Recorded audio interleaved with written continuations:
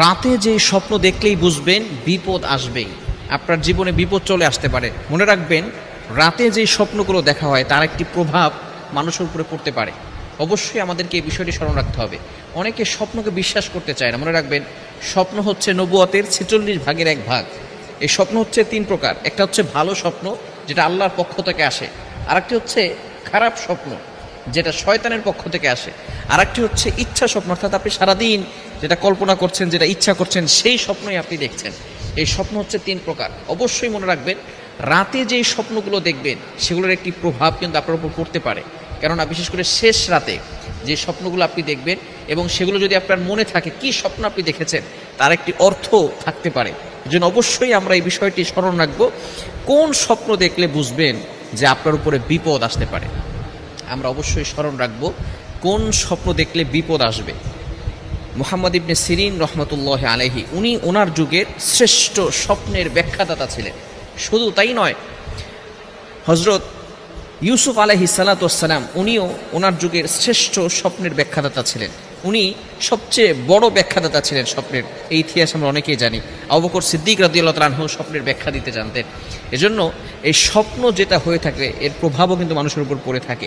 বিশেষ করে কোনো ব্যক্তি যদি রাতে স্বপ্ন দেখে যে সাপ তাকে দৌড়াচ্ছে, সাপ, তাহলে মনে করবেন যে তার উপরে বিপদ আসার সম্ভাবনা আছে।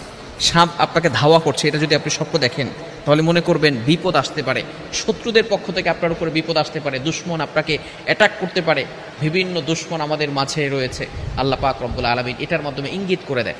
এখন এই ক্ষেত্রে বাঁচার করণীয় কি? যদি কোনো ব্যক্তি সাপ স্বপ্ন দেখে অথবা ভয়ঙ্কর কোনো স্বপ্ন আপনি দেখেছেন, এক্ষেত্রে আপনি বাঁচবেন কিভাবে, কি করবেন আপনি এই বিষয়ে? সর্বপ্রথম আপনি ঘুম থেকে ওঠার পরে আপনার স্বপ্নটা এখনো মনে আছে, আপনি কি স্বপ্ন দেখেছেন, তাহলে সাথে সাথে আপনি বাম দিকে 3 বার থুতু নিক্ষেপ করবেন। কয়বার? 3 বার। ফু দিবেন না, 3 বার থুতু নিক্ষেপ করবেন এবং আউযু বিল্লাহি মিনাশ শাইতানির রাজিম পড়বেন। কেউ যদি এই দোয়াটা পারেন এটাও পড়তে পারেন, আউযু বিকালিমাতিল্লাহিত তাম্মাতি মিন কুল্লি শাইতানিন ওয়া হাম্মা ওয়া মিন কুল্লি আইনিল লাম্মা। এই দোয়াটা কোনো ব্যক্তি যদি পারেন সে এটাও পড়তে পারেন, কোনো সমস্যা নাই।